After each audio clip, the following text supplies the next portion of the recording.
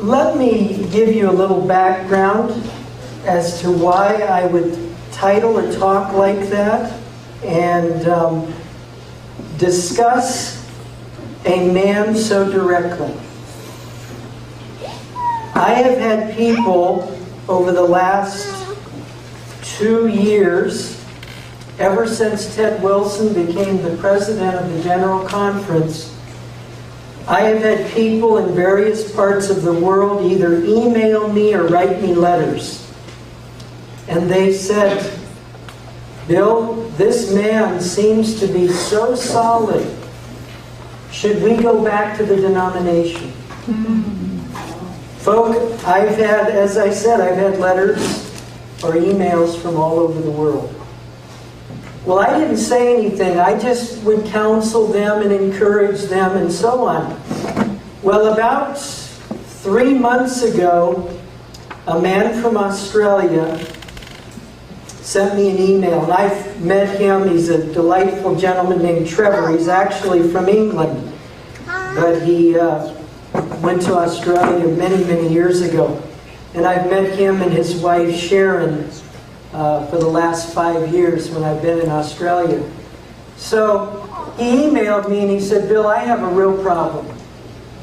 He said, there are people in Australia that are sending me emails and they are saying to me, you need to get back into the denomination. And the reason why is because Ted Wilson is righting the ship. And everything is moving forward in the right direction.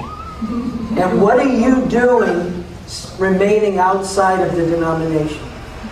Now, he was very concerned because I know Trevor. He is a very honest man, very straightforward. You know exactly where you stand with Trevor.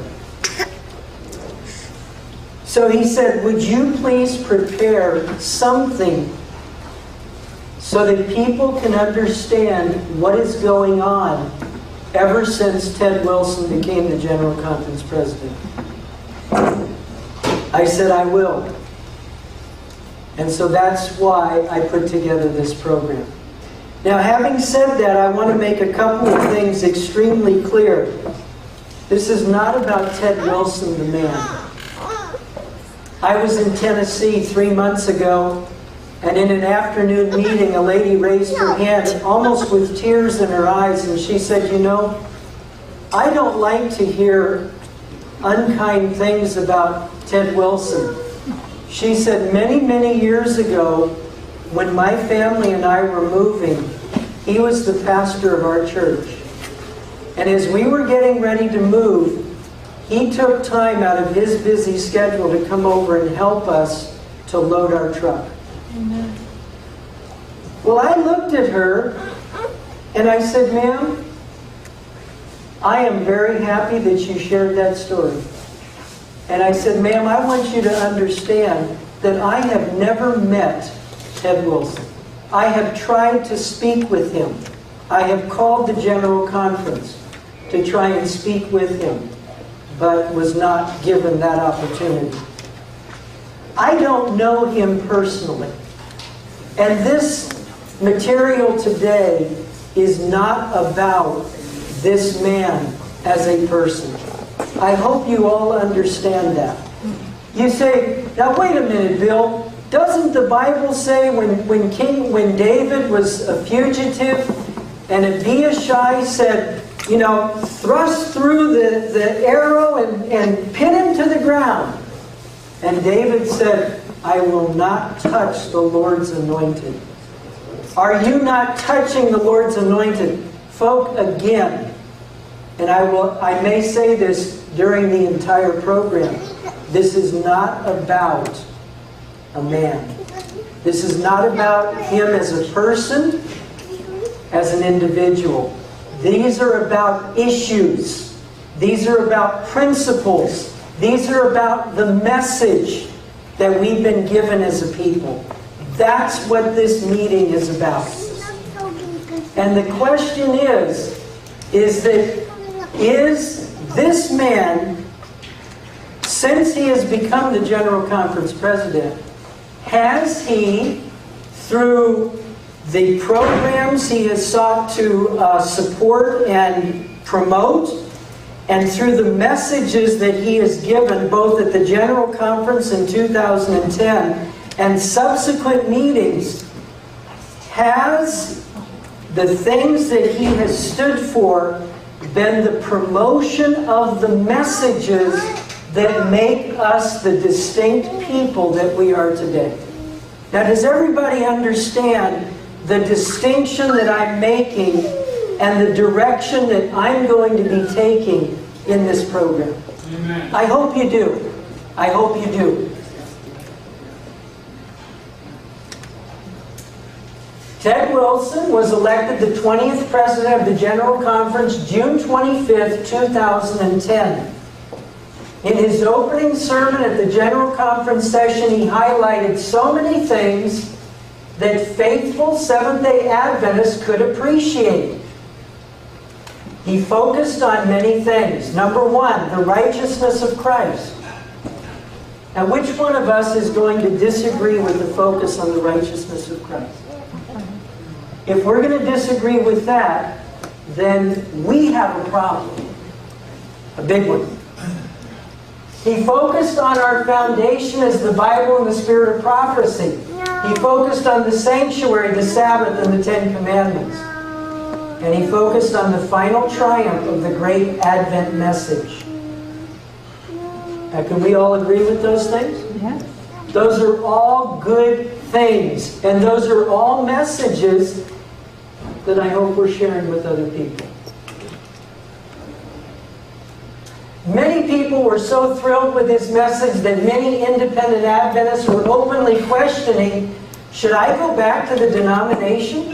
Has God raised up this man that I need to support? Is this possibly another Josiah raised up to curb widespread apostasy? Now, for those of you who may not be familiar with this name, Josiah was basically the last faithful king in Israel, in Judah, which was the southern kingdom, prior to the Babylonian captivity under Nebuchadnezzar. Now, after Josiah died in a battle, his sons came into office, and his sons were like Jehoiakim, Jehoiachin, and Zedekiah. And all three of them were very unfaithful to their call as kings in Israel.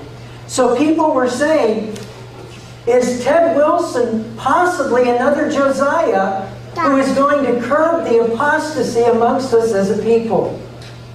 Many people were asking that question. Now, in all fairness, and I'm going to very much try to do this in the course of this meeting, because he obviously is not here to defend himself. So I want to be as fair as is possible with the principles and the messages that this man has given. Now, with all the good that was said in the first sermon by Ted Wilson, there were three things of note to analyze in that first meeting.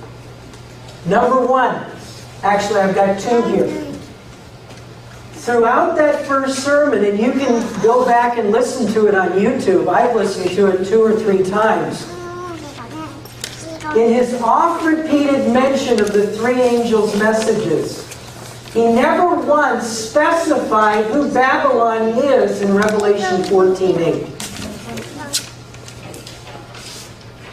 In commenting on the third angel's message, he never once specified who the beast and his image were in Revelation 14:9-12. And folks, as we continue, that becomes very important. Now, see, all of these things right here, the righteousness of Christ, the foundation of the Bible and Spirit of prophecy, the sanctuary, the Sabbath, the Ten Commandments, and the triumph of the Advent message. Basically, folk, you're going to find these aspects in the first angel's message.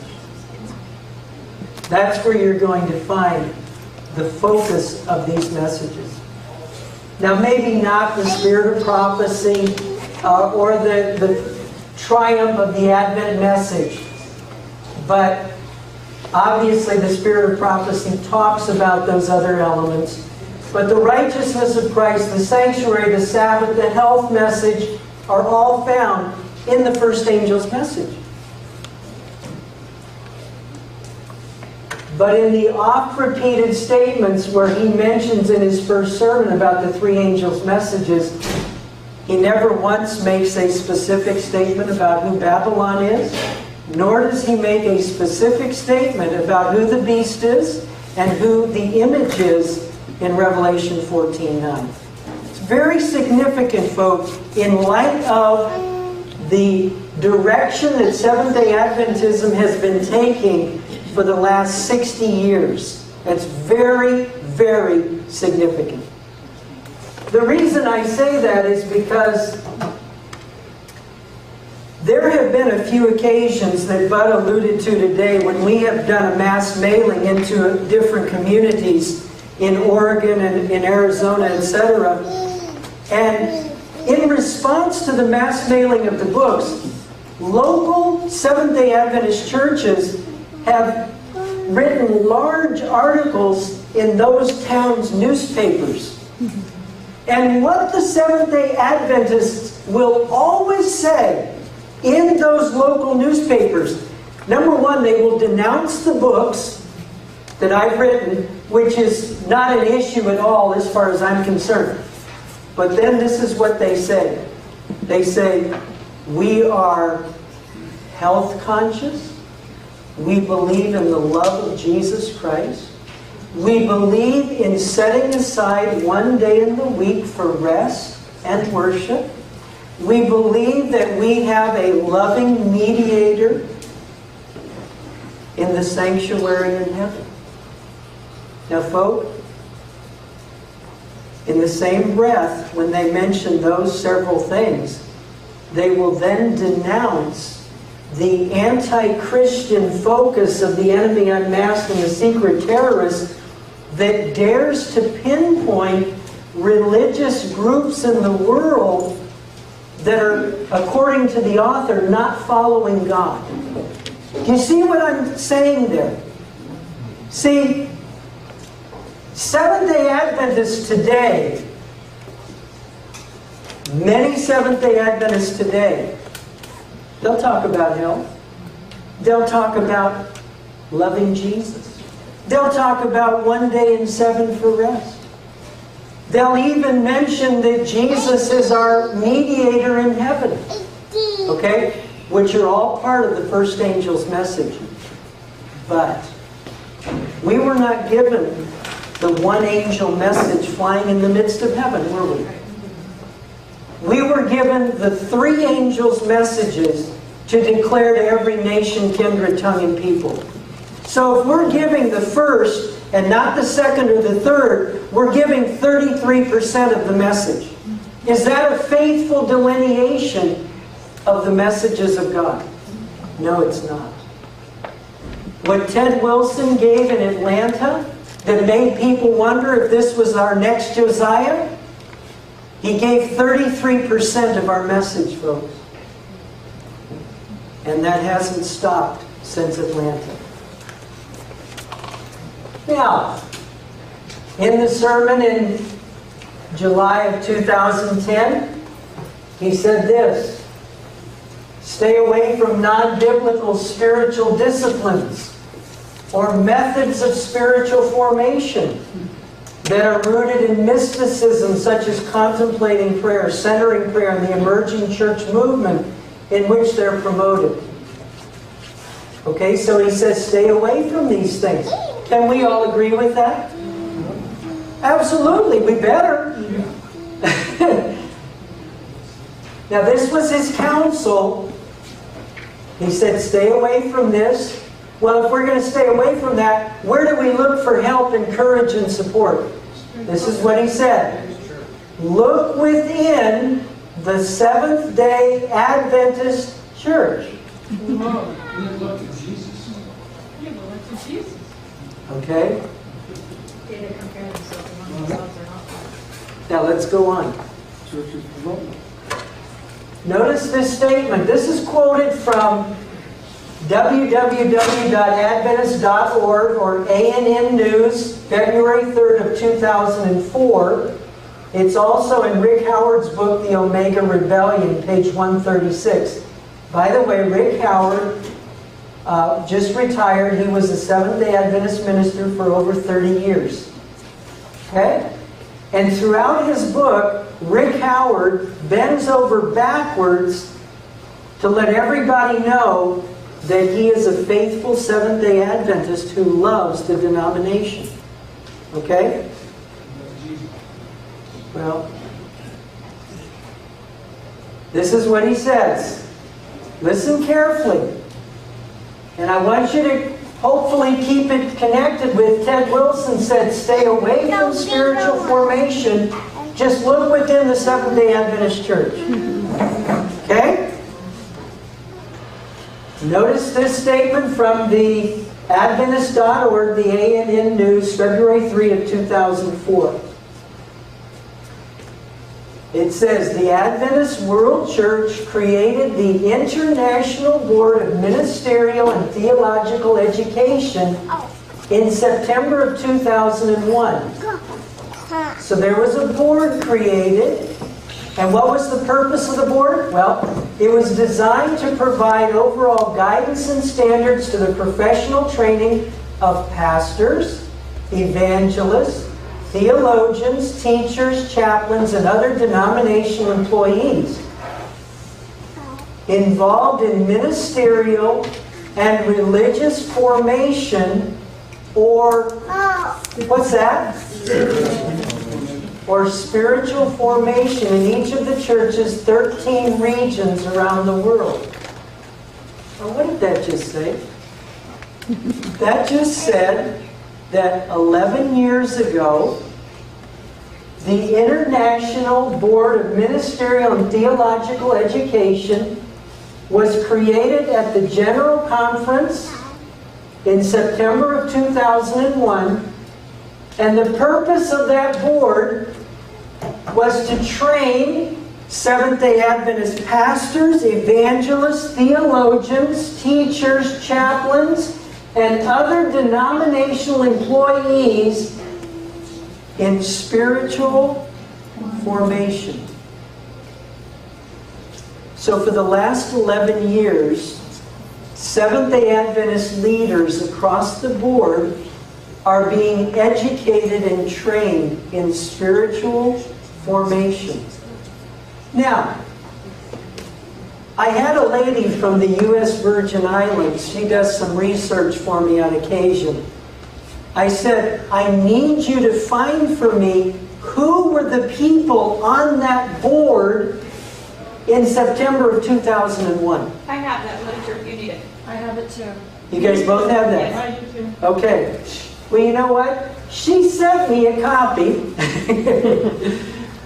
She sent me a list of the people that were on the board in 2001. Now notice this one right here. Calvin Rock, Eugene Sue, Humberto Rossi, James Crest, Jan Paulson, Matthew Bedigo, Robert Rawson, Richard Steinbachen, George Reed. Now, notice this one right here. Ted Wilson. Ted Wilson was on the committee that voted to have spiritual formation come in amongst us. Now, somebody says, oh, but wait a minute. Did Ted Wilson vote yes for spiritual formation to be taught to all Adventist leaders? Did he do that? You know what, friend? That information, as far as I know, is not available. And if anybody else has that, you don't have it. Okay. My point here is this. Whether or not the president of the General Conference of Seventh-day Adventists voted yea or nay for spiritual formation is not the issue. The issue, friends, is this. Is that 11 years after This man was on the committee to bring spiritual formation into Seventh-day Adventism. He said in his first sermon, stay away from spiritual formation. And where did he tell people to look? Within the Seventh-day Adventist Church.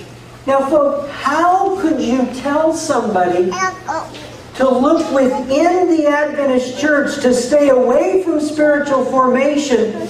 Just look within the church where all the leaders are taught in spiritual formation. How can you do that? Doesn't make sense. That doesn't make sense, man. Folks, I would liken that to a fox in a hen house. That is like telling chickens to go into a hen house even though you know there are dozens of foxes in the hen house. Now, folks, that's horrible. That's horrible. The counsel would be, look to the Bible. Look to the spirit of prophecy.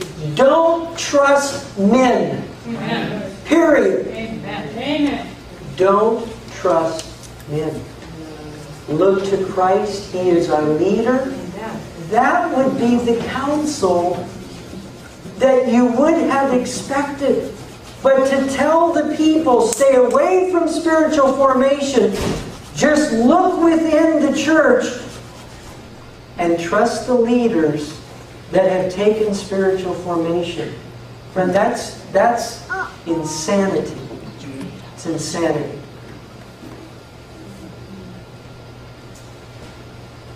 Now, those who brought spiritual formation in, the committee that brought it in, just to let you know a little bit about spiritual formation, this is taken from Lewis Walton's book, Omega 2. He, of course, was the famous Seventh-day Adventist lawyer that wrote Omega back in the early 1980s. This is what he said. This is the basis of spiritual formation. Loyola's whole religious life centered around his meditation. He is said to have believed that he had revelations from God every day. He authored a volume that's still in print entitled The Spiritual Exercise of Ignatius Loyola, a series of meditations by which one is supposed to purge the soul and find oneness with God. He spends hours in mystical meditation under the control of a director, and within a month his mind has begun to accept the concept of absolute submission. Submission to whom? Malachi Martin says that after going through the rigors of the spiritual exercises, each man emerged from that weeks-long regimen as a spiritual fighter, completely won over to warfare, an entirely obedient servant of the Pope. So, folk, in the last 10 to 11 years within Seventh-day Adventism, we wonder, why is it that we don't hear about the Antichrist? Why is it that we don't know or hear anymore about the image in Revelation 13 or in Revelation 14? Why don't we hear about apostate Protestantism? Why don't we hear the distinctive messages that separate us like a cleaver from the rest of the world? Why? Because the leadership in taking spiritual formation are becoming obedient servants, not of God, but of the Pope himself.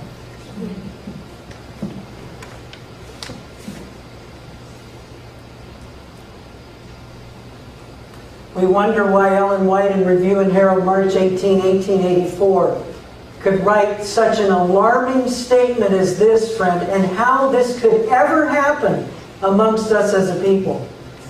It says, the Lord has a controversy with His professed people in these last days. Those are Seventh-day Adventists. In this controversy, men in responsible positions will take a course directly opposite to that pursued by Nehemiah. They will not only ignore and despise the Sabbath themselves, This is talking about Seventh-day Adventists. But they will try to keep it from others by burying it beneath the rubbish of custom and tradition. In churches, Seventh-day Adventist churches, and in large gatherings in the open air, those are called camp meetings, Seventh-day Adventist ministers will urge upon the Seventh-day Adventist people the necessity of keeping the first day of the week. How can it be, friends, that a Seventh-day Adventist pastor, full well knowing that anybody who embraces the sign of Sunday rebellion against God will suffer the 7 last plagues? How could a Seventh-day Adventist ever tell another Adventist to keep Sunday? That's exactly right, Melanie. NLP and spiritual formation. Now, let's take a look at another issue. The Great Controversy Project. Oh. This is a quote from Delbert W. Baker. Delbert W. Baker is a General Vice President for the World Church of Seventh-day Adventists. He chairs the Great Controversy Project Committee, discusses the worldwide initiative to distribute Ellen G. White's book, The Great Controversy, disseminating its last-day message to a world in need of hope. Okay, so now Delbert Baker is going to talk to us about getting the Great Controversy out to the world. Listen to what he says. Excuse me. That's what our General Conference President, Ted Wilson, was referring to when he preached his first message in Atlanta. Do something big and bold for God. Under God, we need to do something bold and get our message out in a very powerful and distinct way. We must tell the world about the message God has given us by sending millions of copies of the Great Controversy around the globe. We think that can be accomplished. President Wilson has challenged all the divisions of the world field, all the departments in the General Conference, all the entities, hospitals, health systems, schools, layman services, industries, independent ministries, publishing houses, supporting organizations, to help us in spreading the Great Controversy like the leaves of autumn. Now, how many of us can disagree with that? Isn't that an awesome project? That's a fantastic project. Yes, Sharita. I understand that the conference redid the Great Controversy, different from what it was when Ellen G. White wrote it. I Sharita, was appalled. That's the next slide. Sharita, let me tell you, I have a copy. I went to the local Adventist Book Center in Mount Dora, and I asked the man there, I said, have you heard about the Great Controversy Project? He said, oh yeah. I said, I've heard that there have been some changes in the Great Controversy book, just like what you just said. He said, yeah, there have been a lot of changes. Now, the normal Great Controversy book is nearly 700. 1884, Spirit of Prophecy, Volume 4. That's it. Okay. This is the original. Yeah. The 1911 that I have, it's nearly 700 pages long. This is the Great Controversy book that the General Conference is promoting. Something seems to be Really small missing. print in. Well, The first page and last page, the rest of it's gone? Fred, that's about it. That's about it. Folk, you know, when I was in Ohio about a year ago, I gave a talk in the afternoon on spiritual formation in which I mentioned Ted Wilson. When I got done at the end of the meeting, a gentleman right over there where Vance is, I can still see him, his name was Tony, Tony raised his hand. He said, but, you know, Pastor Bill, I understand about spiritual formation, but he said, Elder Wilson is really pushing the circulating of the Great Controversy Project. And he's going to get out over 100 million copies of that book. I said, Tony, if that's true, that's great. But even back then, and I told Tony that day, I said, I'm hearing that they have left out huge portions of the Great Controversy book. And they use new Bible translations. Well, absolutely, Roberta. Absolutely. Now, folks, notice in this statement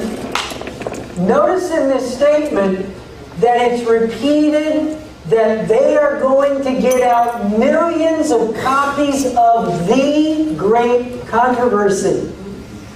And so for a Seventh-day Adventist reading that statement, we're saying the nearly 700-page book is going to go to over 125 million homes around the world? Awesome! Fantastic! Sorry. Going on. This is Delbert Baker still. He says the third benefit of the Great Controversy is that it has had a way of applying history in a very practical fashion to our lives.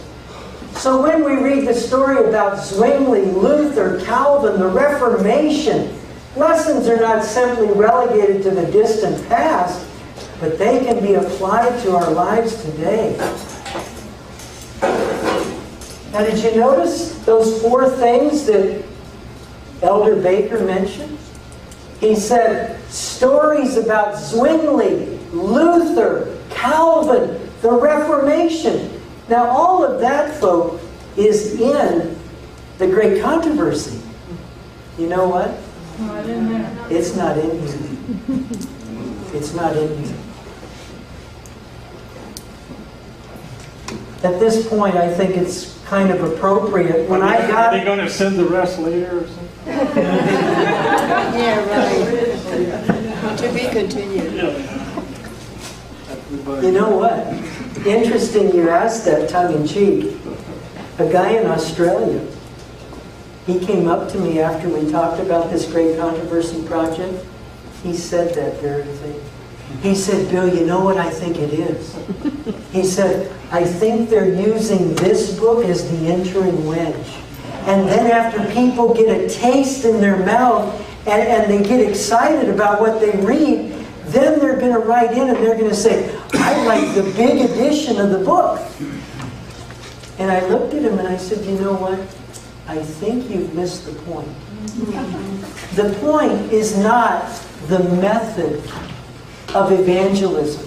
Whether this is the entering wedge or whether this is the last wedge. The point is that the General Conference has deceived Seventh-day Adventists worldwide. That's the issue. They're pawning it off as though they are going to be sharing the entire Great Controversy when they are sending out this.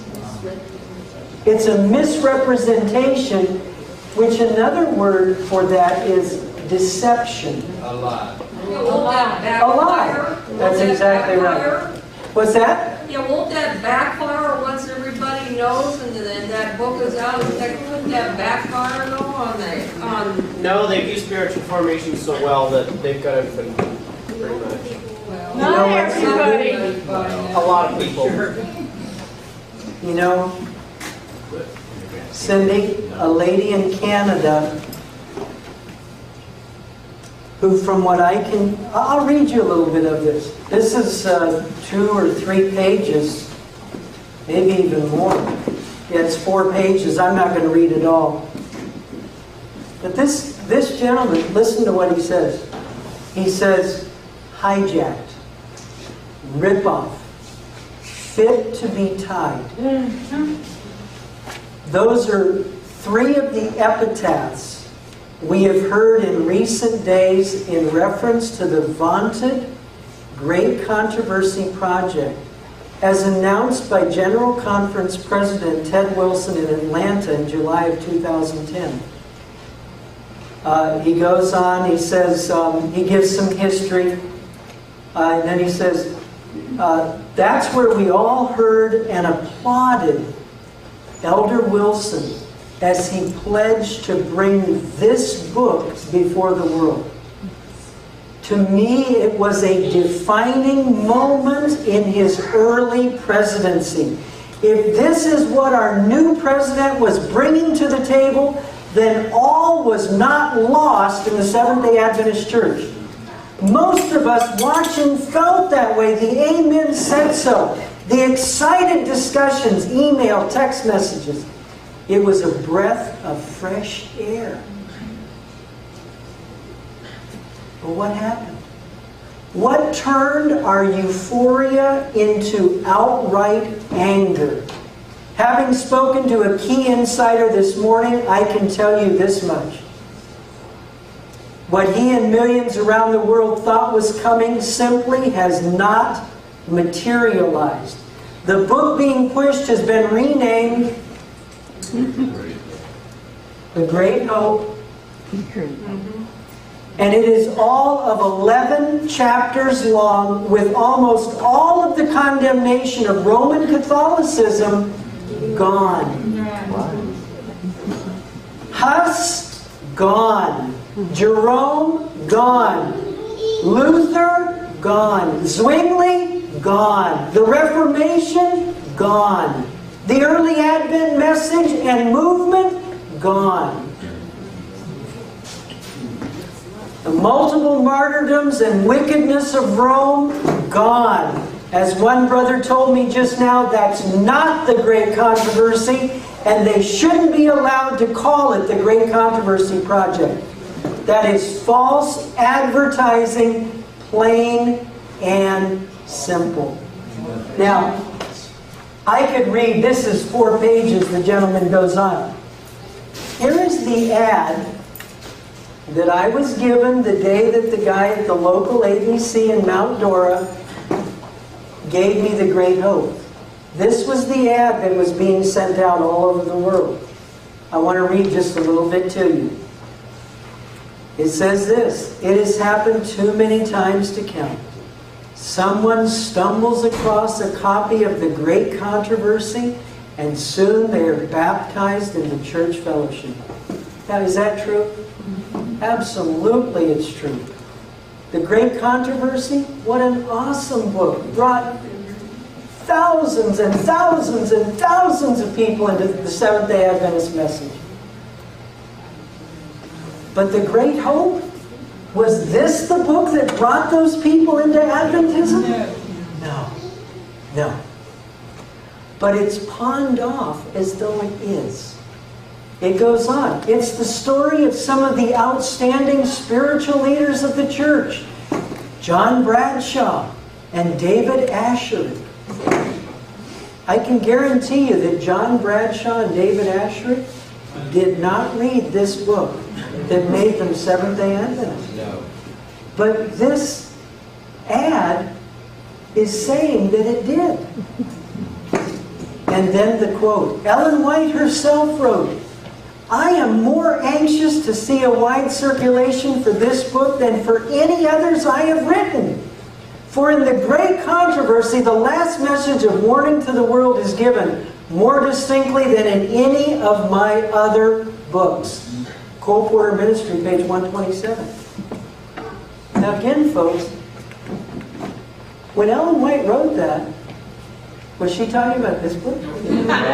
She wasn't here. She was talking about the 1884 Great Controversy. See, to apply this and say that this brought John Bradshaw and David Ashery into the Advent message, and it was this book that Ellen White promoted to be sent all over the world? Friends, again, that's a lie. It is a flat-out lie and deception. It's a deception.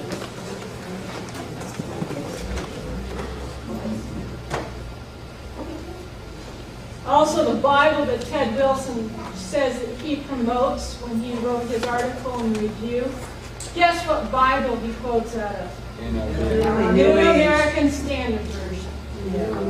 Okay. I don't know, Roberta. I saw it. I've been hunting this up. Okay. Okay. Yeah. Because I kept telling everybody, I said, you know, if he's not a Josiah, he is the greatest deception that has come up on us. And the more I kept seeing this was being said, also in his speech, do you know that he relegated all of our teachings or any new teaching to the BRI, the Biblical Research Institute? And what message was that? His first one. Was it? Okay. It's at the tail end. Okay. I'll have to go back. I didn't hear that, but I can go back and listen to that. Actually, in that picture, it looks like a much beefier book than that thing you showed us. Go back and it looks like a... This one right here. Oh, yeah, that is a deception. That is really... So wait a minute, you That looks- held up one that said the hope? Oh, the great hope. Hold it up next to it. Same, but it's different. Hold it up next to the bell. That must be the third edition or Well, something. that must be a whole case of them.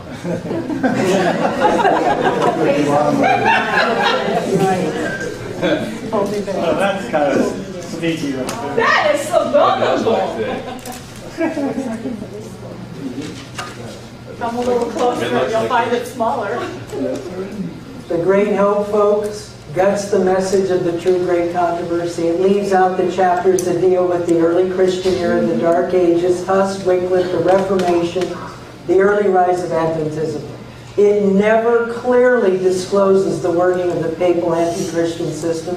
It's a bold-faced lie and deception, for it isn't the great controversy we know. It leaves out the distinctive truths that makes the great controversy the book that it is. You know, folks, the thing that I find in a trend from the first sermon by the President of the General Conference to this project is the obliterating from the minds of Seventh-day Adventists the last two messages that we've been given as a people. In this book, you do not see clearly that the image of the beast, or Babylon of Revelation 14:8, is the apostate Protestant churches of today. It's not clear in this book. And it was not in the first sermon, even though the first sermon was on the three angels' messages. In this book, you do not see, and I've read this book, you do not see clearly who the Antichrist is. You do not see who the beast is of Revelation 14:9. Tell you who the synagogue of Satan is? That I don't remember. I was specifically, Melanie, looking for direct references to the second and third angels' messages. And they're not there. It wasn't in his opening sermon. It's not in this book. And folks, what I'm seeing in these things is there has been a concerted drive within the denomination for the last 60-odd years to push under that the papacy is the Antichrist. To push under the rug that the apostate Protestant churches are Babylon fallen since 1844. Those messages are getting pushed and pushed and pushed so that we never hear them anymore. And that has been the trend of the current General Conference president. They use the excuse they want to soften up things so we don't bring on persecution. You hear that excuse in the end. Well, you know, that's an interesting point, sir. I've heard that repeatedly. Repeatedly. You know, your books are going to bring persecution upon us ahead of time. You know, my response always is, well, you know what? We have been making that excuse for so long. We should have been out of this world decades ago. Amen. You see? So if my books were to bring persecution to Seventh-day Adventists, it would still be past time. Yeah, you know, it was in Oregon It was in Silverton, Oregon. We mass mailed The Enemy Unmasked. The local Adventist church, and I'm sharing this story to show you the trend within Adventism. The local Adventist church in Silverton wrote a lengthy article in their newspaper, and in there they denounced the writer of The Enemy Unmasked. They said, he is claiming to be an Adventist by the message, but he is really working for another spirit. And he is hurting the drive for ecumenical unity in our community. Translated, all the guy was saying is we as Seventh-day Adventists in our area, we're trying to become just like our evangelical, apostate Protestant brethren. And anybody that would denounce the apostate Protestants as the image of the beast, or as Babylon fallen in the second angel's message, or anybody who would claim that the papacy is the Antichrist, they're evil.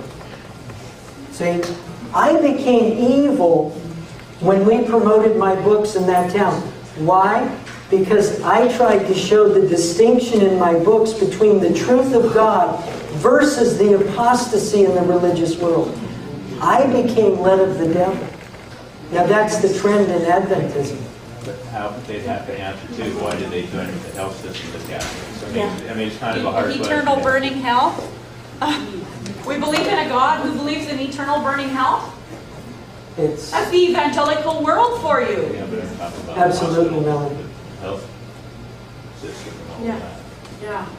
So, I mean, you're joined in that, so what else can you do? Now in October, July, August, 3 months after Elder Wilson's original message at the General Conference in July of 2010, he gave another sermon that was at the annual council in Silver Springs, Maryland, October 8 to 13 of 2010.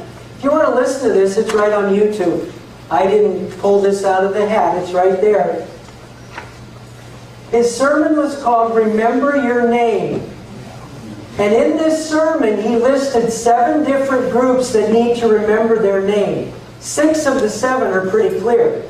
However, the 7th one leaves, the 3 shouldn't be there, leaves much to be desired. Well, the 7th group, this is what he said. To independent groups or ministries who have found themselves somewhat distant from official church connection and have accepted tithe for support. Okay? So he is talking, and I'm going to make this very personal at this moment because I have an independent ministry. Ted Wilson is talking to me and to all other independent ministries. And this is what he says. Contact your local church and local conference and return to a warm and appropriate relationship, refusing to accept tithe and encouraging members to return their tithe through the storehouse of the local church. Remember your name. Now, friends, what Ted Wilson was asking me to do was, number 1, to disband the church group that I have in Central Florida, to go to either the Mount Dora or Apopka Seventh-day Adventist churches where they have rock music, they use any and every kind of Bible translation, they do not use the spirit of prophecy, they do not believe in the nature of Christ as we taught it for 150 years. And so Ted Wilson is calling on me to go to one of those churches and to establish a warm and appropriate relationship with them. Now, folks, a few years ago, I visited the Apopka Seventh-day Adventist Church. It was during a holiday time, and I was taking a break, and so I went there with my family. And in the Sabbath school program that morning, they had one general class, very large in the sanctuary. The man got up and was talking, and he was quoting from the New International Version. And he rather smirkingly stated, he said, "I hope nobody here today has any ill feelings about the NIV." Well, you know what? I raised my hand. Reflex. And I said, "Sir, I do." Well, you know, he ignored me, and he went right on with what he was doing. Now, folks, if I know what a Seventh-day Adventist believes, okay, if I know what a Seventh-day Adventist believes, and I know what Bible I should be using, and I know, because I've studied, what I believe, how am I going to be able to establish a warm and appropriate relationship with somebody who believes the exact opposite of myself? Shut up and That's sit like down. our conference church now, all the conference churches fall going to NIV. That's what they told us. The working version. There's still I one. can't handle Our it. minister down in Florida, way back, advocated the NIV and the New American Standard, and both of them from one time to another. And he encouraged all of us to get those. Well, I got them, and I started to compare them. And I took them back, and I threw them on his desk, and I said, I won't have any part of this. Amen, Praise Sherry. God. Amen. Praise God. Bill? Amen. Woe unto them that call good evil and evil good. Absolutely. Absolutely. So, folks, it's what he is saying here is not reality. It's not reality. It's impossible for there to be relationship and fellowship with people who do not know what they believe and do not know what Bible to use. It's impossible. And then for me to refuse to accept tithe and to encourage people to return it so that people can deceive Seventh-day Adventists, I can't do that. I cannot, and I will not do that. Praise the Lord. Praise the Lord.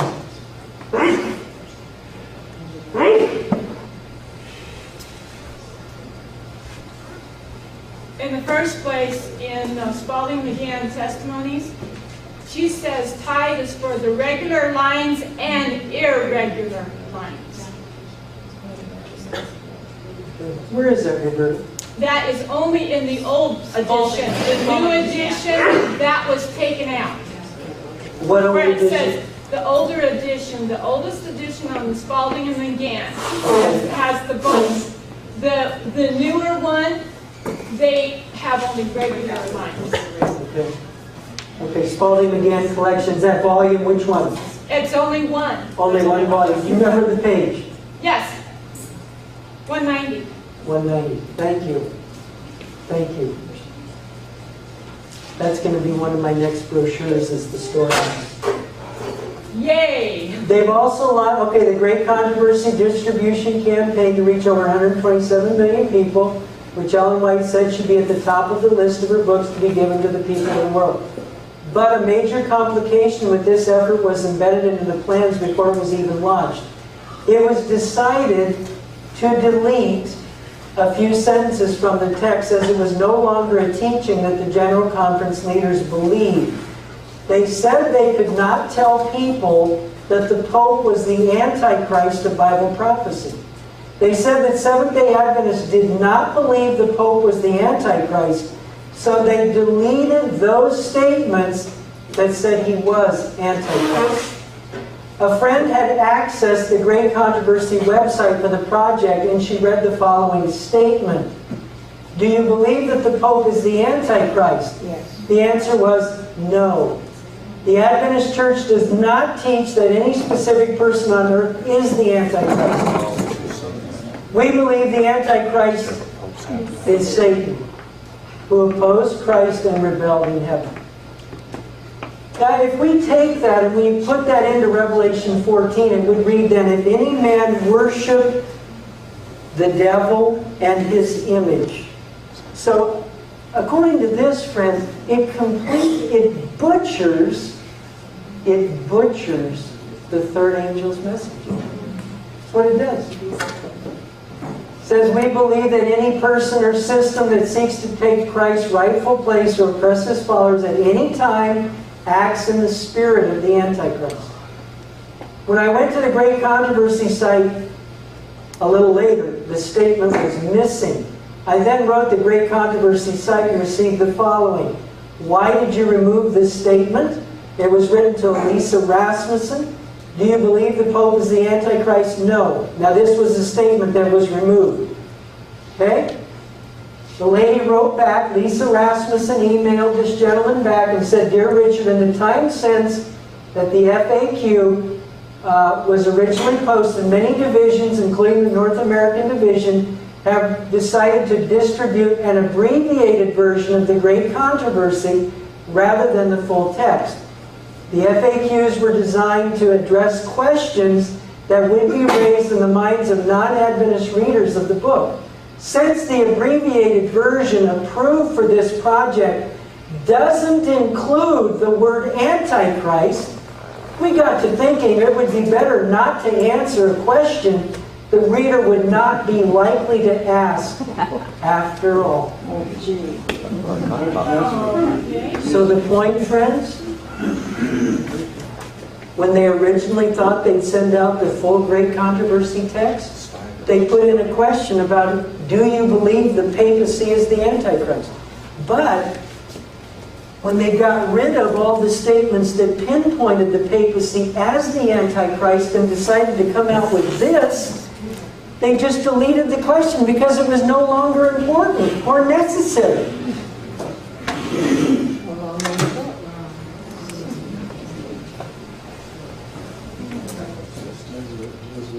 We have continued since Ted Wilson came into office to have ecumenical speakers that have come to Adventist institutions. In February 2 of this year, at the Seminary Scholarship Symposium at Andrews, Michael Kinnaman gave a talk entitled The Ecumenical Movement and Why You Should Be Involved. Dr. Kinnaman has been a leading, if you go and look for a biography of this man on Google, on the internet, you will find that he has been a leading ecumenical leader in America for the last several decades. And he was invited to Andrews University to tell Seventh-day Adventist young people why they should be a part of the ecumenical movement. You know what that does? That destroys angel number 2 and angel number 3. Again, folk, a trend. A trend. And Ted Wilson has not stopped it at all.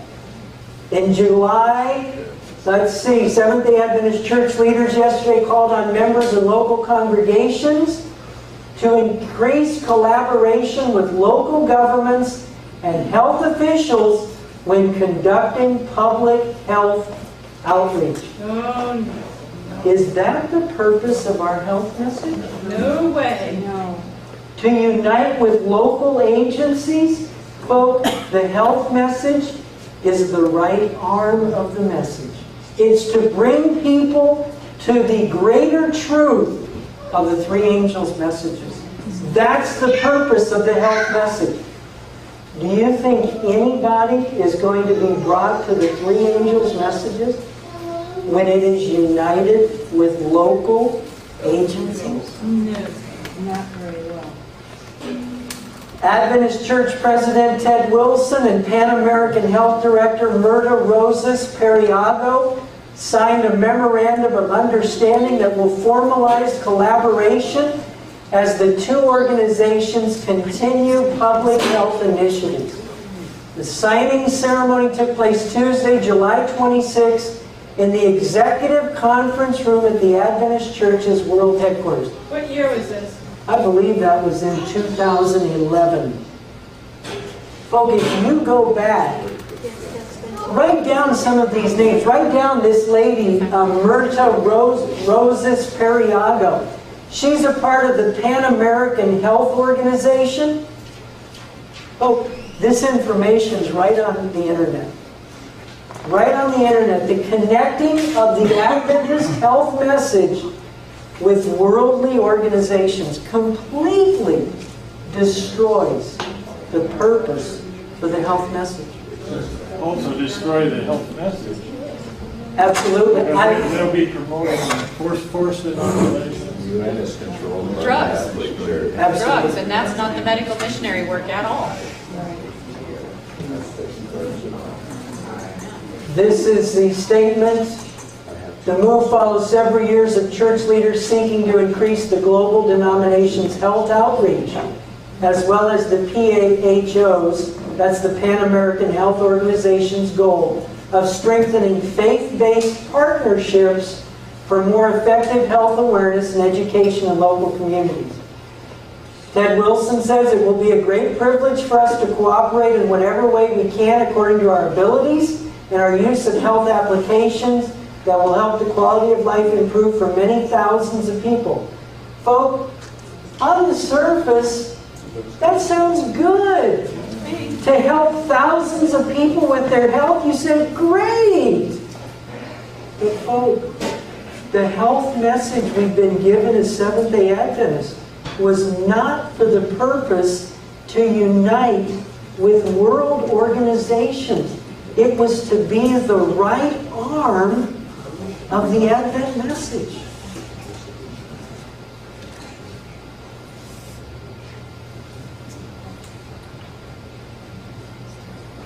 March 1 to 5 of this year, the Alumni Association School of Medicine in Loma Linda is celebrating the 80th Postgraduate Convention. One of the featured speakers there was Greg Boyle, a Jesuit priest. Yep. Mission emphasis, Vespers, Friday, March 2, 7 p.m., Loma Linda University Church. Greg Boyle, Jesuit priest. You say, now wait a minute, Bill, let's be fair. Let's be fair with Ted Wilson. Ted Wilson does not run Loma Linda, nor does Ted Wilson run Andrews University. He is simply the president of the General Conference. He does not make all these decisions to invite these people in. That's true. However, is that right? No. It's not right. Almost every single one of Ted Wilson's sermons are on YouTube. There's one guy on there I noticed when I was looking for a few select sermons of his to research. There's a guy there that's got a list of I don't know how many sermons he's given. You know what, folks? You go back and listen, if you have the time. Listen to his sermons, and you find one time where the president of the General Conference condemned this man going to Andrews University. You find one time when Ted Wilson condemned having a Jesuit priest at Loma Linda University. You say, oh, but Bill, that wouldn't be very nice. You know what, folks? When I was in Loma Linda about 3 weeks ago, and I was talking on spiritual formation because I was asked to, I mentioned Ted Wilson's involvement in it. And a gentleman became furious with me during the discussion. He became livid with me. And during the meeting, let me know, and everybody in the room, that he was upset with me. Folks, the question we have to ask ourselves is is Ted Wilson, as the president of the General Conference, is his goal to be politically correct?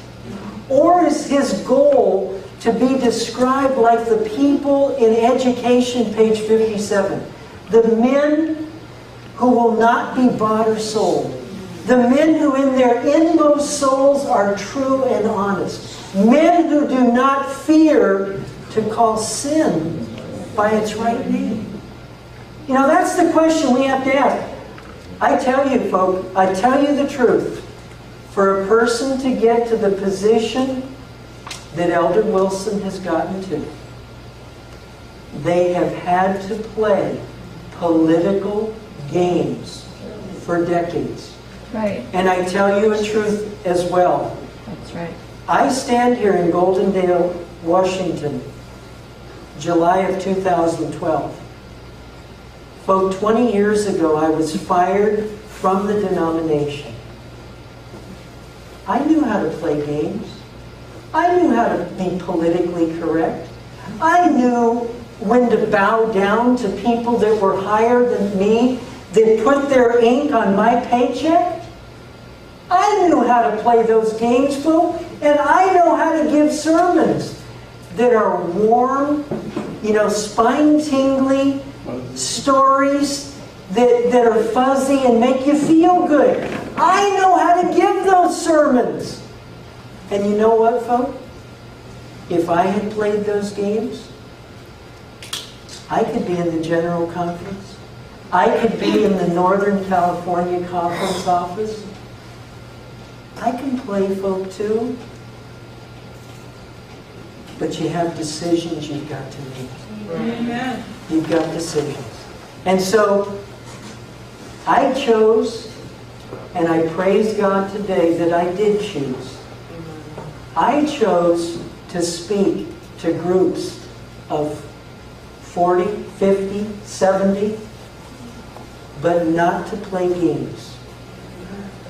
Ted Wilson has made choices to be able to speak in the Atlanta Dome, I don't know what they call it, the Omni or whatever, to thousands of people. So, folks, I praise God today. I heard a report where they had a Catholic priest on board at Pacific Union Company during Ash Wednesday. And they had a priest that put ashes on the student's forehead. Yeah, it was too long. Yeah, that happened about a week before he came. We can be so thankful. I guess the students just Taking it up. We can be so thankful that we are where we are today. That we can meet and still hear truth. Amen. Praise God. Praise God. Melanie? Bill, maybe you can confirm this then. I married a conference brat, and we were kicked out 19 and a half years ago for passing out their 1911 Great Controversy book. That's why we were cast out of the Seventh-day Adventist Church. As Mark was growing up, and in his teen years, he often helped print things that came into the office there at Upper Columbia, where his mom worked. And one of the things he remembers putting together was the things that the pastors were told to speak about. They were given lists of, your sermons can be this month, your sermons have to be on this subject, cover this. You can put in personal experiences, you can put in your own text, whatever, put in some funny story, whatever. But they had an outline. Did you go through that in the conference you worked in, or was that just from higher echelon to the Upper Columbia Conference? Melanie, I never had anybody delegate what I could or couldn't say. What I did have, though, is I would teach Sabbath school classes and I would give sermons. And I would have people sitting in my Sabbath school classes writing as fast as their hand would carry them across the paper. And then the following week, I would either have the pastor of the church come in and say, well, I heard that you talked about this in Sabbath school. Explain that to me. And then I would tell him. You see? Or, Melanie, the other thing I had happen, and this went on over a 6 to 9 month period, where I would start getting phone calls from the conference office. And I would get visits, frequent visits from the conference office. And they would come in and they would ask me, you know, how the school was going. And they would specifically, they'd come in, make sure everything was going okay in the classroom, which it was. And then they would talk to the school board. And the school board, fortunately, loved me. But, so finally, the only thing they could get me on was the messages I shared in Sabbath school and church service. Okay. But they never told me. If they had, I would have said, sorry. The point that drove home that it was happening all over and the man at the top was really orchestrating worldwide what happened was in 1994, we were at the Orfino, Idaho church at that point in time. I heard a sermon. And then a week later, I was in Walla Walla to do some music, and I heard the same sermon from a different pastor. 2 weeks later, I headed for Philippines on an evangelistic crusade to be their music minister there, and I heard the third sermon. Same one. From a pastor of pastors in Dumaguete City, and I said, wait a minute, what is happening here? By then I was on, awake to the fact that what he had told me was actually happening. So we may think this guy at the top, is just up there and he can't control everybody. It's just such a vast body of believers. He can't gather up all the fragments and they just do their own thing. I don't believe that. I really don't. I have a relative who was personal friends with Ted Wilson's father, and she has told me that his father was a 33rd degree Mason and proud of it. And as the father, so the son. It comes down through the line. If father has faithfully done his job, those initiates, those clothing, those books are passed on to the son. We need to be wide awake at this time. And if I may share this, I have people calling our ministry all the time and saying, you need to just get rid of your bitterness and come back into the church. God's man is here now. He's the man of the hour. And I have shared this with 2 or 3 friends of mine that have said that to me. And it's early writings. If we were studying, we wouldn't be saying, oh, do I go back now or do I not? Early writings, page 261 says, listen to this closely. I saw that God has honest children among the nominal Adventists and the fallen churches. And before the plague shall be poured out, ministers and people will be called out from these churches. Will be called out from these churches. Is it time to go back? No. Will be called out from these churches and will gladly receive the truth. Satan knows this. And before the loud cry of the third angel is given, he raises an excitement in these religious bodies. What do you think this great hope is? Excitement. This is it. In these religious bodies, that those who have rejected the truth may think that God is still with them. He hopes to deceive the honest and lead them to think that God is still working for the churches. But the light will shine, and all who are honest will leave the fallen churches and take their stand with the remnant. Amen. Amen. Melanie, I'm really curious, and I know this may be an impossibility. The statement about Ted Wilson's dad being a 33rd degree Mason, is there any way that there's a document? No, there's no document. But am I on camera? Yeah. Look it up on the internet, see what you find out. You know what? I will say this, whether I'm on camera or not. There was a homeschool group that was funded by the government. I worked for them when I was 18 for a year, half a year, I believe, packing books. They were started and funded by the government because in the 70s, a lot of people said the school system is bad, and they started homeschooling. The government said, we're losing track of all these children. We've got to keep a lid on these children. We've got to train the next generation. So they paid this man who was on the Board of Education for the United States of America. His name was Dr. Raymond Moore. My aunt worked for him for years. I went to work for him when I was 18. On that board was Ted Wilson's father. He spent a lot of time with my aunt and told her, I'm a third degree Mason. She swore me to secrecy some 10, 12 years ago about this, but God's people have to know, and I am not afraid to die for telling you, because people, we need to wake up and realize there have been a lot of foxes in the hen house for a long time, but God says the light will shine, and we need to wake up and say, you know, the text that comes clear to my mind over and over as I think about all of these things and try and find my way through the muddle is the Lord tells us, put not your trust in princes or in the sons of men whose breath is in his nostrils. Who can we trust? Can we trust these guys at the top?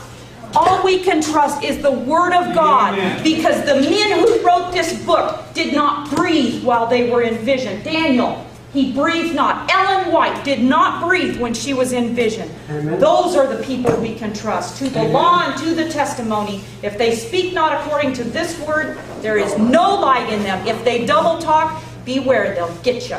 Amen. Amen. Also, I have a document about Figure being a Jesuit.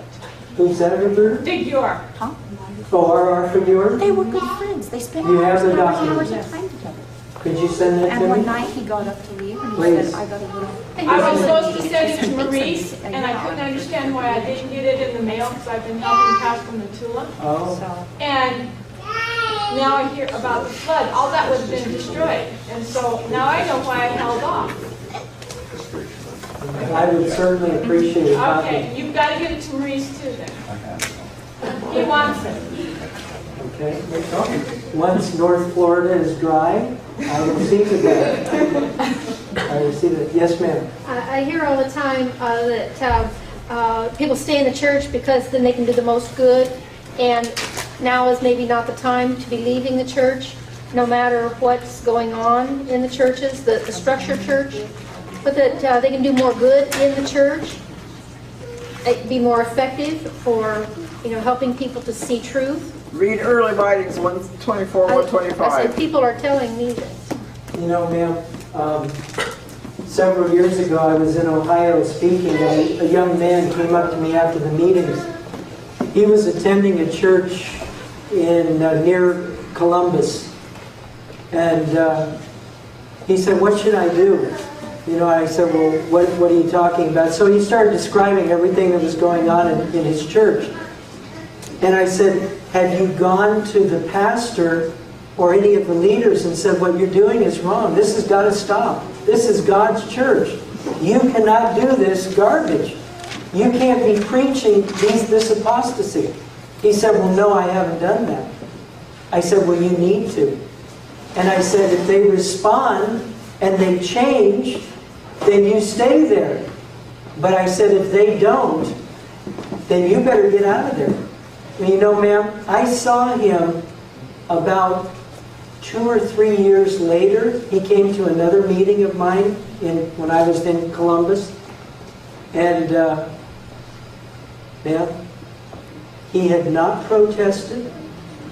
He had simply allowed what was going on to immerse him, because he said, well, if I say anything, then they might not like me. Yeah. Oh, geez. And it'll hurt my witness. Well, ma'am, when I saw him a few years later, he could barely think. He didn't have a witness. No. Because, see, the Bible, ma'am, in Revelation 14:8 and in Revelation 17, it says that Babylon has made all nations drink of the wine of the wrath of her fornication. And we know clearly from the Bible and the Spirit of prophecy, the wine represents false teaching. And ma'am, if we're listening to false teaching, wherever we are, and we listen to it, and we know it's wrong, and we don't protest, Ma'am, what that does to our minds is we begin to think it's okay. We begin to think it's right, and we become spiritually intoxicated so that we can't think anymore. Very, very dangerous. For confirmation on the masonry thing of Ted Wilson's father, if you will go to, now I can't think of his name, the guy from South Africa that has the Walter Fife on his old DVD set, Total Onslaught. It's on there of Ted Wilson's father giving all the Masonic hand signs. It's on there. He has. Mark, do you remember which DVD? I don't, but we'll look. We'll look. Okay. Please let me know. Okay. I'd like to read a Spirit of Prophecy reference in reference to this lady's. We're taking all of your time, Bill. I feel bad. No problem. This is was written in 1892. Of course, it's Ellen White. The reference is 12 manuscript release, page 333. It's also a couple of times appears in our Present Truth book. And here's what it says: There is a little hope in one direction. Take the young men and women and place them where they will come as little in contact with our churches as possible, that the low grade of piety which is current in this day shall not leaven their ideas of what it means to be a Christian. I just want to ask, that was 1892. Is it any better in 2012? And that was without the church. Yes.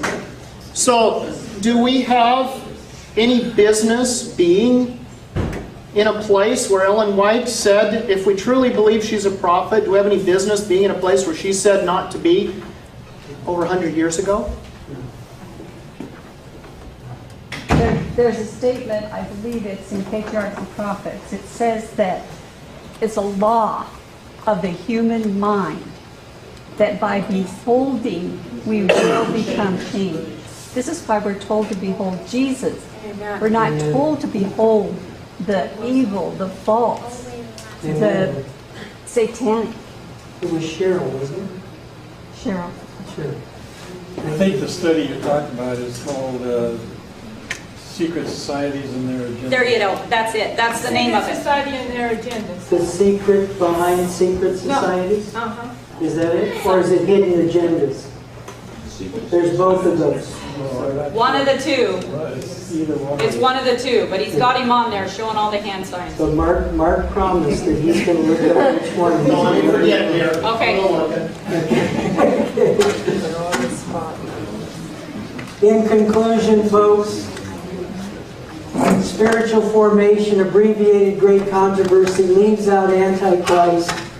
Antichrist is now the devil. Jesuits are speaking in Loma Linda and Andrews, uniting our health message with the UN.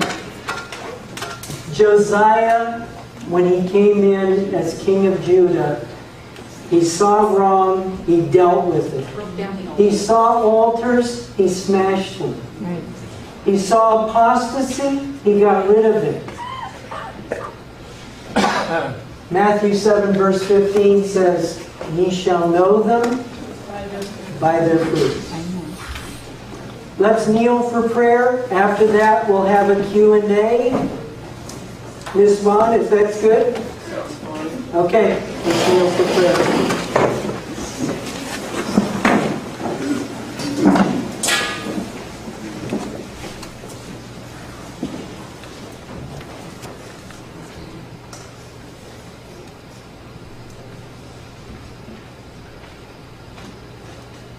Dear Father in heaven, please forgive these men for what they're doing, bringing deception, lies, with this great controversy project. Please forgive these men and Elder Wilson for being on that committee that brought in spiritual formation that is destroying